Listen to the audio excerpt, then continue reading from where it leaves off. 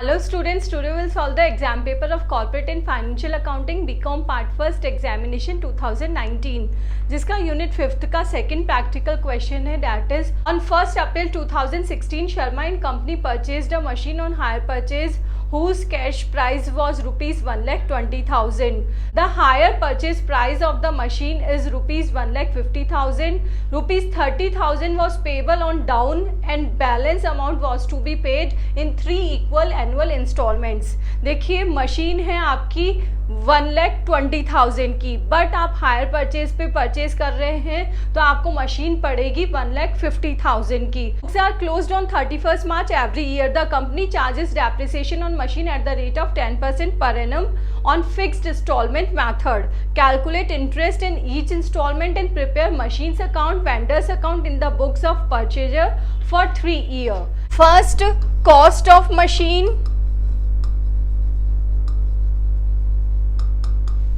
That is 1,20,000. Fine. Higher purchase price कितनी है 1,50,000. Fine. और डाउन पेमेंट कितने का है 30,000 का. हायर परचेज प्राइस में डाउन पेमेंट हो गया 30,000 का. बैलेंस कितना बचा 1,20,000. 1,20,000 को आपको 3 इक्वल इंस्टॉलमेंट पे करना है तो पर इंस्टॉलमेंट आ गई आपकी 40,000 की. फाइन. कॉस्ट ऑफ मशीन है 1,20,000. हायर परचेज प्राइस है 1,50,000. इन दोनों का डिफरेंस अमाउंट है हमारा 30,000. That is interest. नाउ अब हम इंटरेस्ट का कैलकुलेशन करेंगे कि इस इंटरेस्ट को हम इन 3 इंस्टॉलमेंट में कैसे चार्ज करें. इंटरेस्ट चार्जिंग की कोई भी इंफॉर्मेशन क्वेश्चन में गिवन नहीं है तो हम आउटस्टैंडिंग हायर परचेज अमाउंट के रेशियो में ही इंटरेस्ट को चार्ज करेंगे. First, second, third. First installment में हमारा आउटस्टैंडिंग बैलेंस था 1,20,000 क्योंकि डाउन पेमेंट हो गया था 30,000 का. तो 1,50,000 माइनस 1,20,000 ये हो गया आपका फर्स्ट इंस्टॉलमेंट में. अब इसमें से आपने 40,000 का पेमेंट कर दिया तो बचा कितना 80,000. अगेन फिर 40,000 का पेमेंट कर दिया तो 40,000 बचा. Outstanding higher purchase price. अब इसका आप रेशियो कैलकुलेट करेंगे दैट इज 3:2:1. नाउ 30,000 हमारा इंटरेस्ट कैलकुलेट हुआ था. उस इंटरेस्ट को आपने 3:6 के रेशियो में, 15,000 2:6 के रेशियो में, 10,000 1:6 के रेशियो में 5,000 कैलकुलेट कर लिया है. तो अब आपके पास पर इंस्टॉलमेंट में जो इंटरेस्ट इन्वॉल्व होगा उसकी अमाउंट आ चुकी है. नाउ अब हमें प्रिपेयर करना है मशीनरी अकाउंट और vendors account for the 3 years, 3 सालों के लिए. Is the machinery account. Look students, machinery account में हम जो एंट्री करेंगे वो कॉस्ट ऑफ मशीन से करेंगे, हायर परचेज प्राइस से नहीं करेंगे. क्यों?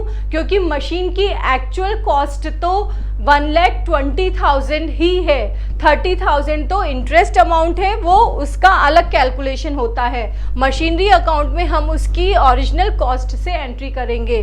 तो machinery account debit to vendors account 1,20,000 से. नाउ डेप्रिसिएशन चार्ज होगा at the end of the year. कितने परसेंट से है दैट इज 10%. तो 1,20,000 का 10% है 12,000. बैलेंस आ गया ये. फिर अगेन नेक्स्ट ईयर में बैलेंस, फिर डेप्रिसिएशन चार्ज किया.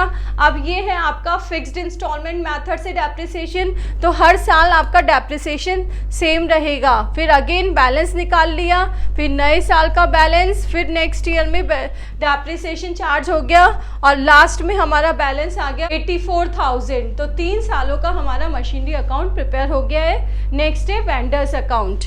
फर्स्ट एंट्री होगी मशीनरी परचेज की. तो बाय मशीनरी अकाउंट 1,20,000 से, ये इसकी ओरिजिनल कॉस्ट से. फिर आपने जब मशीनरी परचेज की तो आपने डाउन पेमेंट किया तो डाउन पेमेंट की एंट्री हो गई यहाँ 30,000 से. फाइन. ये दोनों एंट्री 1 अप्रैल को हुई है. Next and of the year interest आप चार्ज करेंगे. इंटरेस्ट का अमाउंट फाइंड आउट कर लिया है. अब आपको इंटरेस्ट ड्यू करना है.